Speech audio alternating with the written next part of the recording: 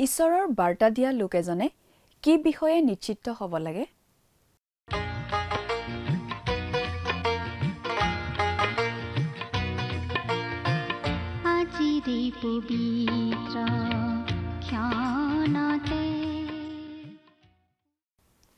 নমস্কাৰ, আমাৰ ভক্তিবচন অনুষ্ঠানলৈ আপোনাক স্বাগতম জনাইছোঁ। খ্ৰীষ্টীয় বিশ্বাসী লোকসকলৰ বাবে বিশেষভাৱে প্ৰস্তুত কৰা এই ভক্তিবচন অনুষ্ঠানটো হৈছে বাইবেল অধ্যয়নৰ ধাৰাবাহিক অসমীয়া অনুষ্ঠান। বাইবেলৰ গোটেই ৬৬খন পুস্তকৰে আমি ইয়াত অধ্যয়ন কৰিম। এই অনুষ্ঠানটো নিয়মিতভাৱে শুনি থাকিলে আমাৰ দৰ্শকসকলে গোটেইখন বাইবেল চোৱাৰ আৰু বুজি পোৱাৰ এটা সুযোগ পাব।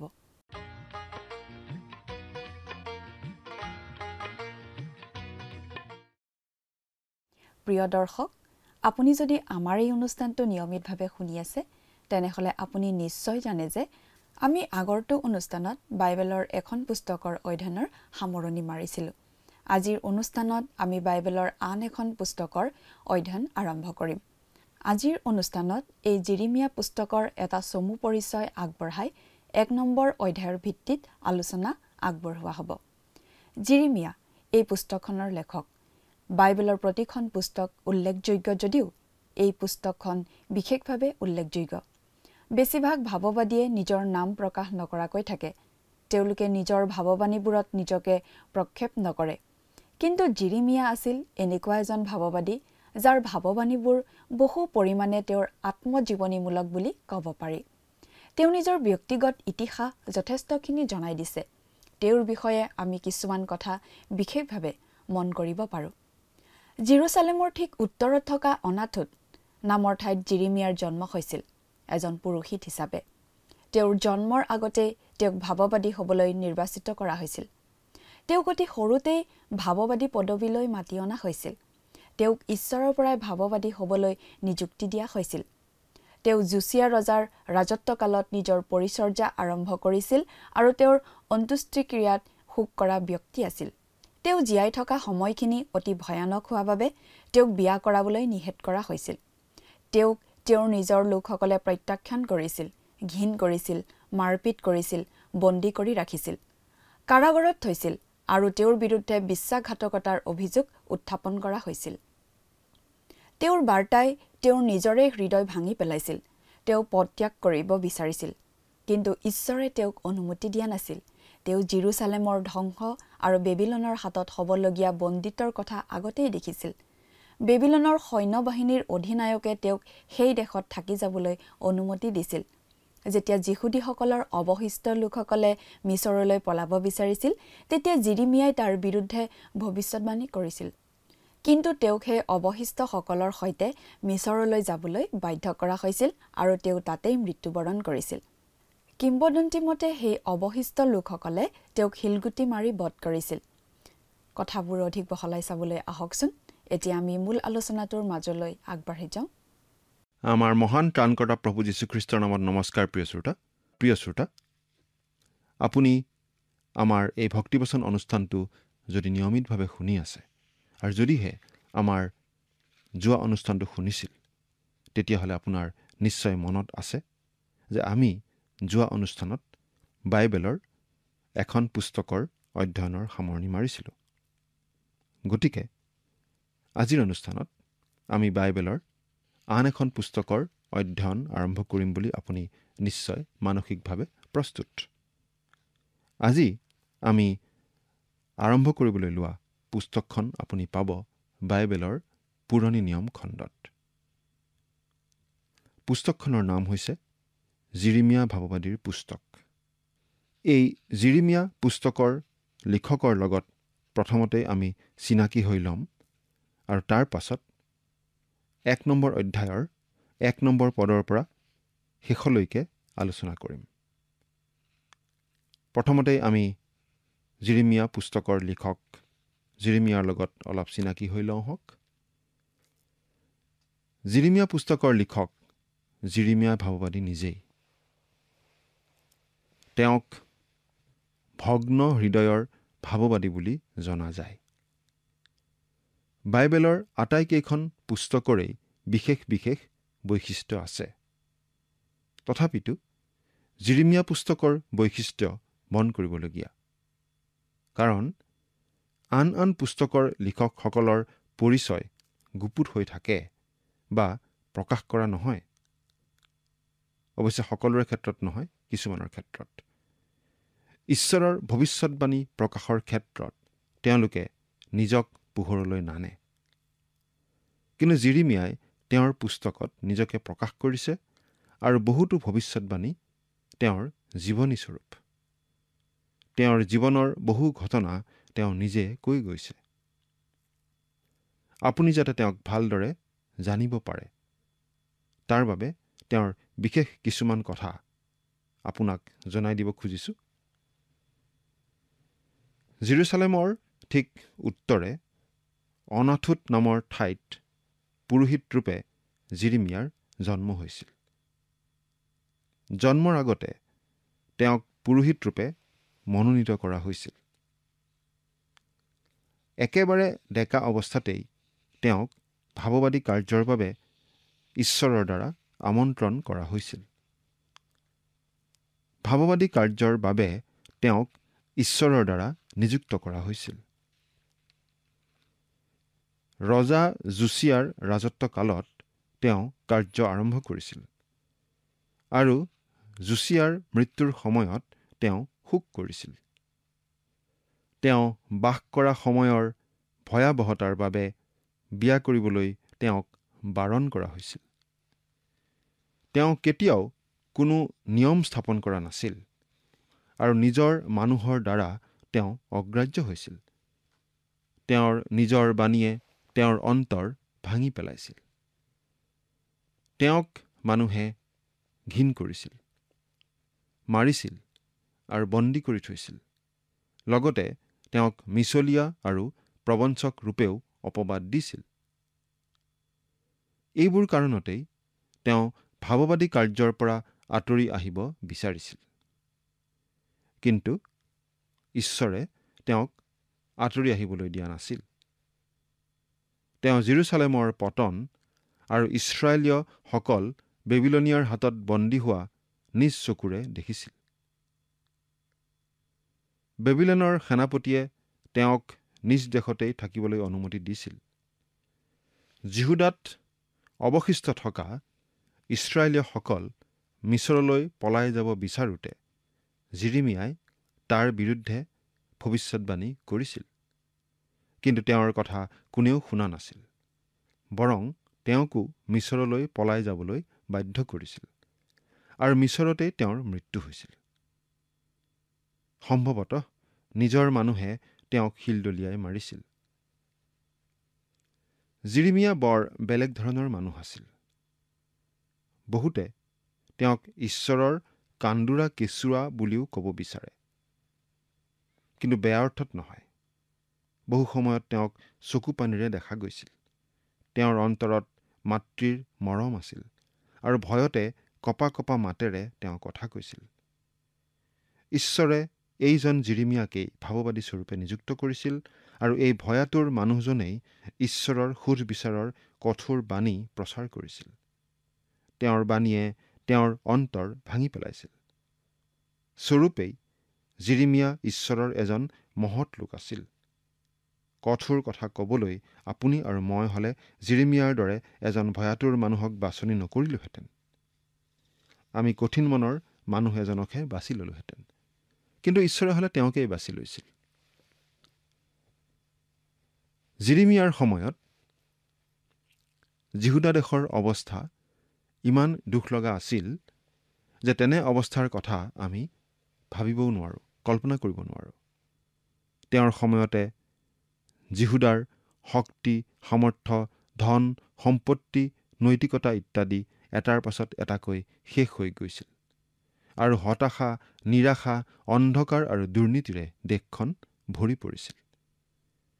গোটেই দেশতেই ৰাজনৈতিক অস্থিৰতা আৰু ধ্বংসাত্মক মন্ত্ৰণাই ছানি ধৰিছিল।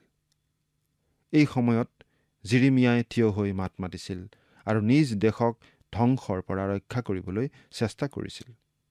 নিজৰ দেশ আৰু মানুহৰ দুৰৱস্থা তেওঁ সহিব পৰা নাছিল, কাৰণ তেওঁ কোমল অন্তৰৰ আৰু মাতৃৰ দৰে মৰমীয়াল আছিল। আজি আমাৰ দেশৰ অৱস্থা জিৰিমিয়াৰ সময়ৰ দৰে দুখ লগা নহয় যদিও তেনেকুৱা পৰিস্থিতিলৈ আগ নবঢ়াও নহয়। আজি আমাৰ গোটেই পৃথিৱীখনেই বিভিন্ন ধৰণৰ মৰণাস্ত্ৰ নিৰ্মাণত আগবাঢ়িছে, মহাকাশলৈ গৈছে। কিন্তু পৃথিৱীখনক দুৰ্নীতিয়ে সদায় তললৈ নমাই লৈ গৈ আছে। আমাৰ এই পৃথিৱীখনত দুৰ্যোগ আৰু নানা ধৰণৰ অস্থিৰ অৱস্থা, অশান্তিৰ অৱস্থা সৃষ্টি কৰি আহিছে আৰু কৰি থাকিব। আৰু অৱশেষত ইয়েই আমাক ধ্বংস কৰিব পাৰে। দুৰ্নীতিয়ে বিদ্ৰোহ, বিপ্লৱ আদিকো এচুকত বহুৱাই থ'ব পাৰে। দেশ আৰু সমাজৰ সমস্যা সমাধান আৰু উন্নতিৰ অৰ্থে বিশেষজ্ঞসকলে প্ৰচাৰ মাধ্যমৰ যোগেদি বহুতো কথা কয়, কিন্তু দুৰ্নীতিৰ বিৰুদ্ধে একো নকয়। দেশৰ কথাত আজি ঈশ্বৰক একাষৰীয়াকৈ থাকিবলৈ দিয়া হৈছে। ঈশ্বৰৰ পৰামৰ্শ আজি কোনেও নিবিচৰা হৈছে। এইফালৰ পৰা চালে জিৰিমিয়াৰ সময়ৰ অৱস্থা আৰু আজি আমাৰ সমাজৰ অৱস্থাও একেই বুলিব লাগিব। এইকাৰণে আজি আমাৰ দেশে আৰু দেশবাসীয়ে জিৰিমিয়াৰ কথালৈ কাণ দিব লাগে। আন এজন পণ্ডিতৰ মতে জিৰিমিয়া ভাৱবাদী এলিয়া ভাৱবাদীৰ দৰে শক্তিশালী নাছিল। তেওঁ যিচয়াৰ দৰে বাকপটু নাছিল আৰু জিহিজকেলৰ দৰে অতি মনোমোহা নাছিল। কিন্তু তেওঁ সদায় ভয়াতুৰ, আতংকিত, নিঃসহায়ৰ প্ৰতি সজাগ, সহানুভূতিৰ বাবে আকুল আৰু মৰম কি বস্তু তাক নজনা লোক আছিল। এইজন জিৰিমিয়ালৈ আহিছিল ঈশ্বৰৰ বাক্য দেশৰ অতি দুৰ্যোগৰ সময়ত। প্ৰভু যীশু যেতিয়া এই পৃথিৱীত আছিল তেতিয়া তেওঁ শিষ্যসকলক সুধিছিল যে মানুহবিলাকে তেওঁক কোন বুলি ভাবে। তেতিয়া শিষ্যসকলে উত্তৰ দিছিল যে কোনোৱে তেওঁক যোহন বাপ্তাইজক, কোনোৱে এলিয়া, আন কিছুমানে জিৰিমিয়া নাইবা ভাৱবাদীসকলৰ মাজৰ এজন বুলি ভাবে। যীশুক জিৰিমিয়াৰ দৰে বুলি ভবাৰ কাৰণ আছে। জিৰিমিয়াৰ দৰে যীশুখ্ৰীষ্টইও শোকাকুল আৰু দুখিত আছিল। কিন্তু পাৰ্থক্য এইটোৱেই যে জিৰিমিয়া নিজৰ বাবে আৰু প্ৰভু যীশু জগতৰ মানুহৰ বাবে দুখিত আছিল। দুখ কষ্টত অতিষ্ঠ হৈ জিৰিমিয়াই এবাৰ ঈশ্বৰক কৈছিল যে তেওঁ হেনো ভাবুক্তি প্ৰচাৰৰ কাম আৰু কৰিব নোৱাৰে। এই কামে তেওঁক একেবাৰে জৰাজীৰ্ণ কৰি পেলাইছে আৰু তেওঁক অব্যাহতি দি আন এজনক নিযুক্তি দিয়ক। ঈশ্বৰে তেওঁৰ কথাটো মনত ৰাখিম বুলি কৈছিল, কিন্তু তেওঁক অব্যাহতি দিয়া নাছিল আৰু আন এজনকো নিযুক্তি দিয়া নাছিল। কিন্তু যদি ইচ্ছা হয় তেন্তে ভাৱবাদীৰ দায়িত্ব ল'বলৈ পুনৰ ঘূৰি আহিব পাৰে বুলি কৈছিল। অৱশ্যে জিৰিমিয়া পুনৰ ঈশ্বৰৰ ওচৰলৈ উভতি আহিছিল আৰু কৈছিল যে ঈশ্বৰৰ বাক্য তেওঁৰ হাড়ৰ মাজত জুইৰ নিচিনা আৰু সেই বাক্য তেওঁ প্ৰচাৰ কৰিবই লাগিব। সেইকাৰণে ঈশ্বৰৰ বাক্য প্ৰচাৰত তেওঁ ভাঙি পৰিছিল যদিও তাক তেওঁ নকৰাকৈও থকা নাছিল। ঈশ্বৰেও আচলতে তেনেকুৱা মানুহকেই বিচাৰিছিল।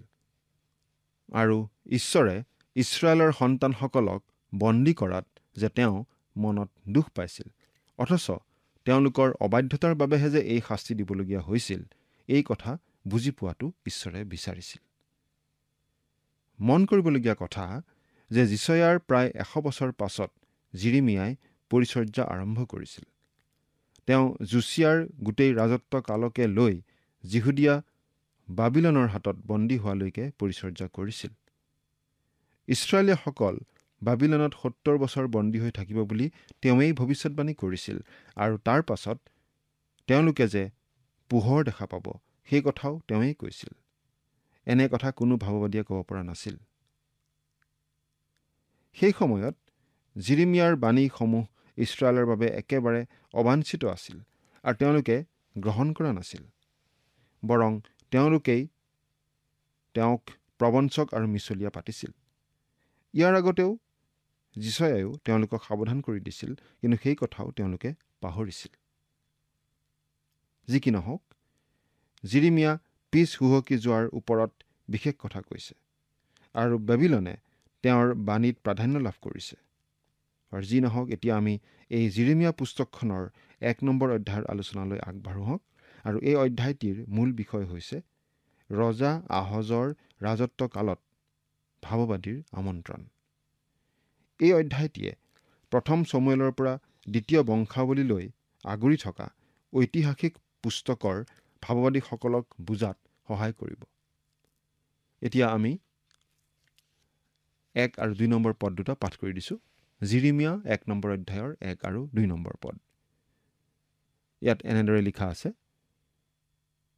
জিহুদা দেশৰ ৰজা আমোনৰ পুত্ৰ জোচিয়াৰ দিনত তেওঁৰ ৰাজত্বৰ 13 বছৰত যি জিৰিমিয়ালৈ জিহুৱাৰ বাক্য আহিছিল, বিন্যামিন প্ৰদেশৰ অনাথোত নিবাসী পুৰোহিতবিলাকৰ মাজৰ হিলকিয়াৰ পুত্ৰ সেই জিৰিমিয়াৰ বাক্য। জিৰিমিয়াৰ পিতৃ আছিল হিজকিয়া আৰু তেওঁ প্ৰধান পুৰোহিত আছিল। জোচিয়াৰ সময়ত তেওঁ বিধান পুস্তকখন দেখা পাইছিল।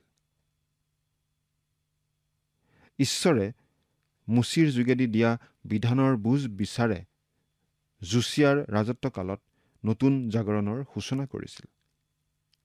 আচলতে পুনৰ জাগৰণ মানুহৰ দ্বাৰা নহয়, কিন্তু ঈশ্বৰৰ বাক্যৰ দ্বাৰাহে মানুহৰ মাজলৈ আত্মিক পুনৰ জাগৰণ আহে। পুনৰ জাগৰণ মানুহৰ মাজত হয়, কিন্তু ঈশ্বৰৰ বাক্যই মানুহৰ মাজলৈ সেই পুনৰ জাগৰণ আনে।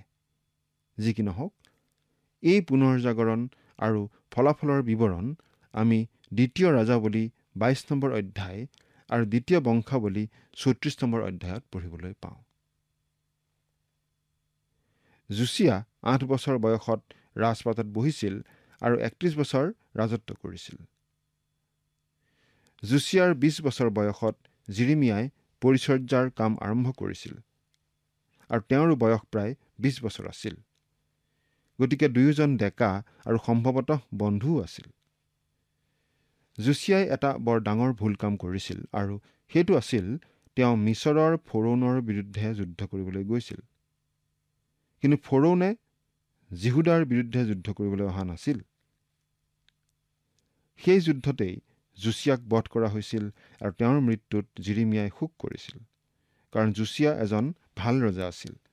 তেওঁৰ সময়ত হোৱা এই পুনৰ জাগৰণটো বৰ ডাঙৰ পুনৰ জাগৰণ আছিল। জোচিয়াৰ মৃত্যুৰ পাছত জিৰিমিয়াই দেখা পাইছিল যে সেই জাতিলৈ এটা ভয়ানক অন্ধকাৰ নামি আহিব আৰু বেবিলনৰ হাতত বহুদিনলৈকে তেওঁলোক বন্দী হৈ থাকিব। 3 নম্বৰ পদ। জোচিয়াৰ পুত্ৰ জিহুদাৰ জিহুৱাকিম ৰজাৰ দিনত আৰু জোচিয়াৰ পুত্ৰ জিহুদাৰ চিদিকিয়া ৰজাৰ ৰাজত্বৰ 11 বছৰৰ শেষলৈকে 5ম মাহত জেৰুচালেমক দেশান্তৰলৈ নিয়ালৈকে তেওঁৰ ওচৰলৈ জিহুৱাৰ বাক্য আহি আছিল। বাবিলনৰ ৰজা নবুখদনেজৰে জিহুদা আক্ৰমণ কৰি তাৰ প্ৰায় মানুহকেই বন্দী কৰি লৈ গৈছিল, কিন্তু জিৰিমিয়াক নিজ দেশত থাকিবলৈ অনুমতি দিছিল আৰু তেওঁৰ কথা শুনিবলৈ আৰু একো অনিষ্ট নকৰিবলৈ সেনাপতিক নিৰ্দেশ দিছিল। জিৰিমিয়াই অৱশিষ্ট থকা ইছৰাইলীয়সকলৰ লগত জিহুদাতেই থাকিবলৈ ইচ্ছা কৰিছিল, কিন্তু তেওঁলোকে জিৰিমিয়াৰ কথা নুশুনি মিছৰলৈ গৈছিল আৰু লগতে তেওঁকো যাবলৈ বাধ্য কৰিছিল। মিছৰতো তেওঁ ঈশ্বৰৰ বাণী সততাৰে প্ৰচাৰ কৰি আছিল। 4 আৰু 5 নম্বৰ পদ। জিহুৱাৰ বাক্য মোৰ ওচৰলৈ আহিল, বোলে উদৰত তোমাক নিৰ্মাণ কৰাৰ পূৰ্বেই মই তোমাক জানিলোঁ আৰু তুমি গৰ্ভৰ পৰা বাহিৰ হোৱাৰ পূৰ্বেই মই তোমাক পবিত্ৰ কৰিলোঁ। মই তোমাক জাতিবিলাকৰ গুৰিত ভাৱবাদী কৰি নিযুক্ত কৰিলোঁ। ঈশ্বৰৰ বাক্য জিৰিমিয়ালৈ আহিছিল, কিন্তু কেনেকৈ আহিছিল তাক আমি বুজাব নোৱাৰোঁ। অৱশ্যে যি আহিছিল সেই সকলো তেওঁ আমাৰ বাবে লিখি থৈ গৈছে। ঈশ্বৰে কৈছে যে তেওঁ মাতৃৰ গৰ্ভত স্থিতি লোৱাৰ পূৰ্বেই তেওঁক জানিছিল আৰু ভূমিষ্ঠ হোৱাৰ আগতেই পবিত্ৰ কৰিছিল, যাতে তেওঁ জিহুদাৰ লোকসকলক ঈশ্বৰৰ বাক্য ক'ব পাৰে। ঈশ্বৰে কৈছিল, মোৰ কাৰ্যৰ বাবে তোমাক জন্মতেই মই পৃথক কৰিলোঁ। গতিকে মোৰ কথা তুমি প্ৰচাৰ কৰা আৰু তাৰ বাবে কি হয় তালৈ মন কাণ নিদিবা। তুমি মাত্ৰ প্ৰচাৰ কৰা। জিৰিমিয়ায়ো ঈশ্বৰৰ বাধ্য হৈ তেওঁৰ বাণীহে প্ৰচাৰ কৰি গৈছিল। আজি ঈশ্বৰেও আমাক জিৰিমিয়াৰ দৰে হোৱাটোৱেই বিচাৰিছে। আমি ঈশ্বৰৰ প্ৰতি দায়বদ্ধ হ'ব লাগে আৰু তেওঁৰ কথা ভাজ নিদিয়াকৈ প্ৰচাৰ কৰিব লাগে। 6 নম্বৰ পদ শুনিবচোন। তাতে মই ক'লোঁ, হায় হায় প্ৰভু ঈশ্বৰ, মই কথা ক'ব নাজানো, কিয়নো মই ল'ৰা মানুহ। আপুনি বাৰু মন কৰিছেনে প্ৰিয় শ্ৰোতা? যিয়ে নিজকে অযোগ্য বুলি ভাবে, ঈশ্বৰে তেওঁকেই ব্যৱহাৰ কৰে। আপুনি যদি নিজকে বৰ যোগ্য বুলি ভাবে, তেন্তে ঈশ্বৰে আপোনাক ব্যৱহাৰ নকৰিবও পাৰে। ঈশ্বৰে জগতৰ দুৰ্বলকহে ব্যৱহাৰ কৰে। 7 নম্বৰ পদ। কিন্তু জিহুৱাই মোক ক'লে, মই ল'ৰা মানুহ, এনে কথা নক'বা, কিয়নো মই তোমাক যিবিলাকৰ ওচৰলৈ পঠাম, তেওঁবিলাকৰ গুৰিলৈ তুমি যাবা আৰু তোমাক যি যি আজ্ঞা কৰিম সেই সকলোকে ক'বা। আজিকালি বেছি কথা ক'ব পৰা পালকৰ মণ্ডলী কিছুমানত মানুহৰ সংখ্যা দিনক দিনে কমি যাব লাগিছে। আৰু আনহাতে সহজ সৰল পালকৰ মণ্ডলীত মানুহৰ ভিৰ বেছি হ'ব ধৰিছে। ইয়াৰ কাৰণ হ'ল, ক'ব পৰাজনে যি কয় তাক তেওঁ নিজে বিশ্বাস নকৰে। তেওঁ কয়, মই ভাবোঁ ঈশ্বৰে এইদৰে কৈছে, কিন্তু ঈশ্বৰে কৈছে, মই তোমাক যি ক'বলৈ কৈছোঁ তাকেই কোৱা। জিৰিমিয়াই ঠিক ঈশ্বৰে ক'বলৈ কোৱা কথাকেই কৈছিল। 8 নম্বৰ পদ। তেওঁবিলাকলৈ ভয় নকৰিবা, কিয়নো জিহুৱাই কৈছে, তোমাৰ উদ্ধাৰৰ অৰ্থে মই তোমাৰ লগত আছোঁ।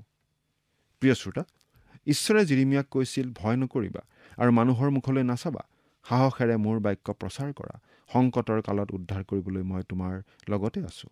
ঈশ্বৰে এই কথা আজি আমাকো কৈ আছে।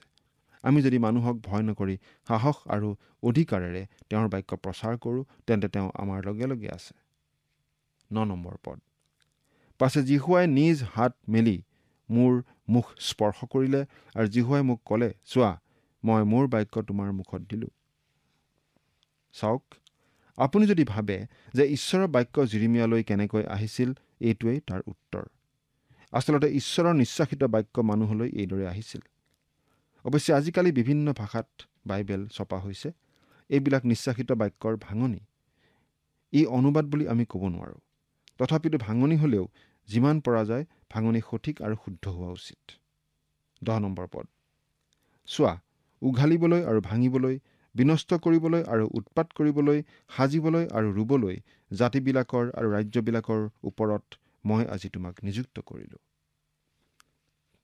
প্ৰিয় শ্ৰোতা, জিৰিমিয়াই জোচিয়া, জিহুৱাকিম, জিহুৱাহজ, জিহুৱাখিন আৰু জিদিকিয়াৰ ৰাজত্ব কালত ভাবুক্তি প্ৰচাৰ কৰিছিল। এই ৰজাসকলে জেৰুজালেমৰ উন্নতিৰ অৰ্থে কিছুমান আঁচনি হাতত লৈছিল আৰু তাকে লৈ নিজে ব্যস্ত হোৱাৰ লগতে জনগণকো ব্যস্ত কৰিছিল। জিৰিমিয়াৰ কথা শুনিবলৈ কাৰো সময় নাছিল। কিন্তু সেই ৰজাসকলৰ মহৎ কামবোৰ ধ্বংস হ'ল। বৰং জিৰিমিয়াৰ বাক্য আজিলৈকে আছে আৰু শেষলৈকে থাকিব।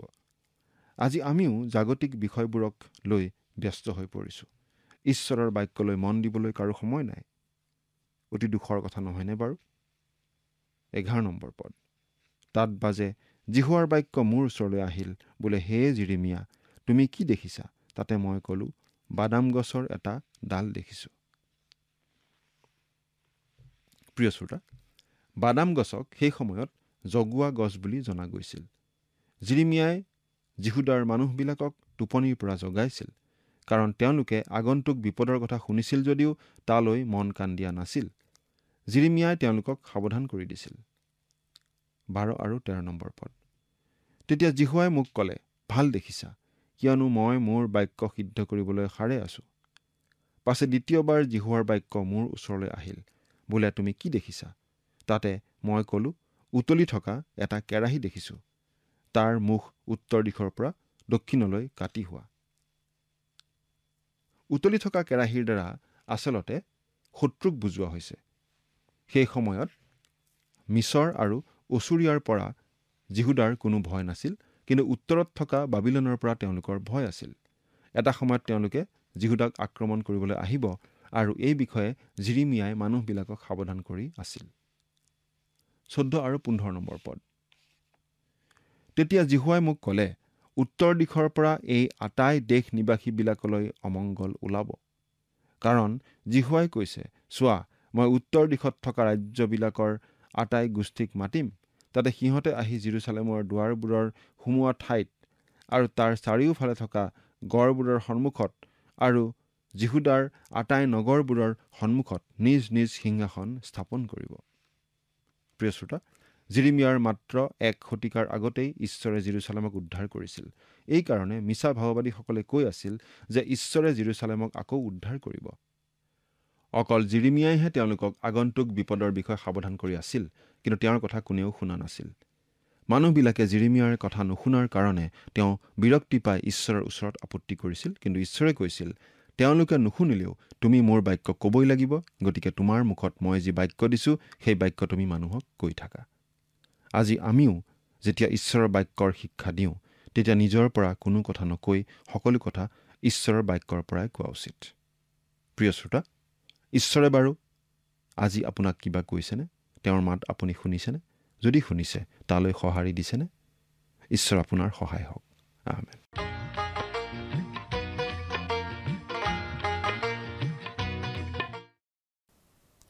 ঈশ্বৰে জিৰিমিয়াক কৈছিল, জিৰিমিয়া, তুমি আগুৱাই যোৱা।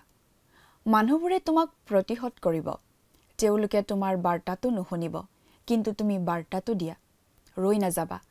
জিৰিমিয়াই নিজকে ভাৱবাদী পদৰ বাবে অক্ষম আৰু অযোগ্য বুলি অনুভৱ কৰিছিল, আৰু তেওঁ সেইটো এটা অজুহাত হিচাপে আগবঢ়াইছিল। কিন্তু ঈশ্বৰে কৈছে, মই মোৰ কথা তোমাৰ মুখত দিম আৰু তুমি মোৰ বাক্য দিবা। কোনো মানুহে ঈশ্বৰৰ বাক্য দিছে বুলি নিশ্চিত নোহোৱালৈকে পুলপিতত থিয় হৈ বাৰ্তা দিয়াটো উচিত নহয়। যদি মনত কোনো সন্দেহ থাকে বা যদি তেওঁ নিজৰ ধাৰণা জনাবহে বিচাৰে আৰু উদাৰ সামাজিক শুভবাৰ্তাহে প্ৰচাৰ কৰিব বিচাৰে, তেনেহ'লে পুলপিতৰ পৰা আঁতৰি থকাই ভাল। তেওঁ যিমান যি অত্যাধুনিক প্ৰশিক্ষণ লাভ নকৰক কিয়, যদিহে তেওঁ ঈশ্বৰৰ বাক্য দি আছে বুলি আত্মবিশ্বাসী নহয়, তেন্তে তেওঁ পুলপিতৰ বাহিৰত থকা উচিত। সেইটো অতি গুৰুত্বপূৰ্ণ। জিৰিমিয়াই নিশ্চিত হ'ব পাৰিছিল যে তেওঁ ঈশ্বৰৰ বাক্যবোৰেই প্ৰকাশ কৰিছে। আজিলৈ আমাৰ অনুষ্ঠানটো ইমানতে সামৰণি মাৰিব খুজিছোঁ। পৰৱৰ্তী অনুষ্ঠানত আপোনালোকক পুনৰ লগ পোৱাৰ আশা ৰাখিছোঁ। সামৰণি মৰাৰ আগতে আহকচোন আমি খন্তেক প্ৰাৰ্থনাত মূৰ্ণত কৰোঁ হওক। স্বৰ্গত থকা অতি মৰমীয়াল দয়ালু পিতৃ ঈশ্বৰ, প্ৰভু তোমাক ধন্যবাদ দিছোঁ। সুন্দৰ সময়, সুন্দৰ প্ৰভু তোমাৰ পবিত্ৰ বাক্য অধ্যয়নৰ যি সুযোগ দিলা তাৰ বাবে। দয়ালু মৰমীয়াল পিতৃ ঈশ্বৰ, তোমাৰ পবিত্ৰ বাক্য অধ্যয়নৰ যোগেদি যি আজি আমি নম্ৰতাৰ বিষয়ে শিকিলোঁ, প্ৰভু তুমি আমাক প্ৰত্যেককে নম্ৰতা হ'বলৈ প্ৰভু তুমি শিকোৱা, আৰু আমি যাতে প্ৰভু আমাৰ জীৱনত সদায় প্ৰভু নম্ৰতাৰে যাতে চলি যাবলৈ পাৰিম, তেনে আশীৰ্বাদ প্ৰভু তুমি দান কৰিবা। আৰু বিশেষকৈ প্ৰভু এই অনুষ্ঠানটি চাই থকা যিমান আমাৰ দৰ্শকসকল আছে, তেওঁলোকৰ জীৱন তোমাৰ আশীৰ্বাদেৰে পৰিপূৰ্ণ কৰিবা আৰু তেওঁলোকৰ সকলো প্ৰয়োজনীয়বোৰ প্ৰভু তুমি তেওঁলোকক দান কৰিবা। এই সকলো যাচনা মহান ত্ৰাণকৰ্তা প্ৰভু যীশুখ্ৰীষ্টৰ নামত অৰ্পণ কৰিলোঁ। আমেন।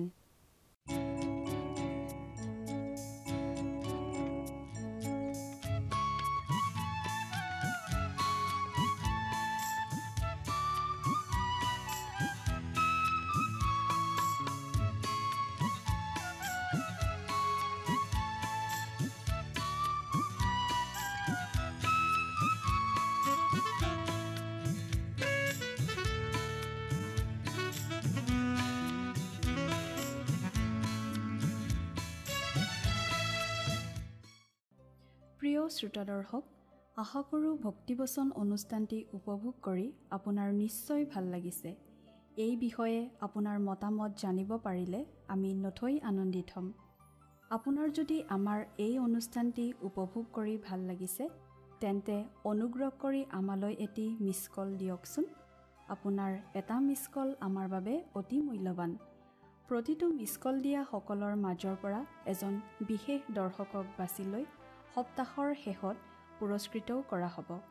মিছ কল দিয়া নম্বৰটো হৈছে 0444908125। আপোনাৰ যদি কিবা প্ৰাৰ্থনাৰ বিষয় থাকে বা অধিক জানিবলৈ ইচ্ছা কৰে, তেন্তে টেলিফোনৰ মাধ্যমেৰেও আমাক যোগাযোগ কৰিব পাৰে।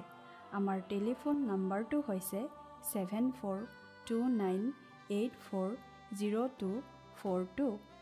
আপুনি আমালৈ ইমেইল অথবা পত্ৰযোগেও যোগাযোগ কৰিব পাৰে। তাৰ বাবে আমাৰ ইমেইল ID আৰু পোষ্টেল এড্ৰেছটো টিভি পৰ্দাত চাই লওকচোন।